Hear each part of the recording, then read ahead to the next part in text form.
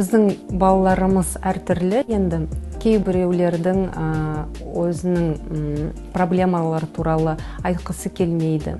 Кейбір отбасыларда оқушылармен немесе мұғалімдермен қиын жағдайлар болса, осы бала тікелей осы сайттан ақпаратты ала алады.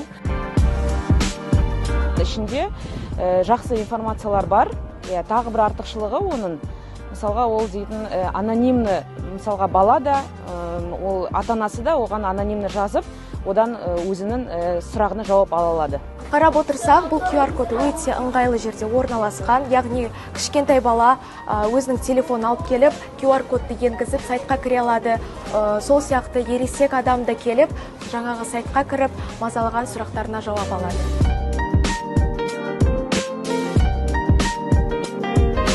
Баланы ата-ана целый күні бойы оны қарап жүре алмайды. Мынау арқылы ол өзінің оқып, өзінің ойын жеткізе алады деп ойлаймын, жазып, мысалға, содан біліп анонимні.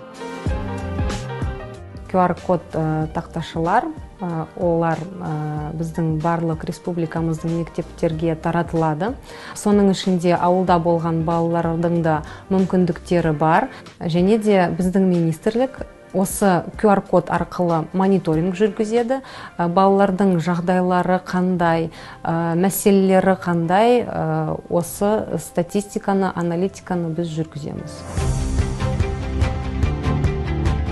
Біздің балаларымызға көмектесуге осындай жобалар артық болмайды деп ойлаймын. Себебі балалар үшін қандай болмаса да, олардың қиын сұрақтарға, қиын жағдайларға жауап табуға мүмкіндіктер көп болуға тиіс.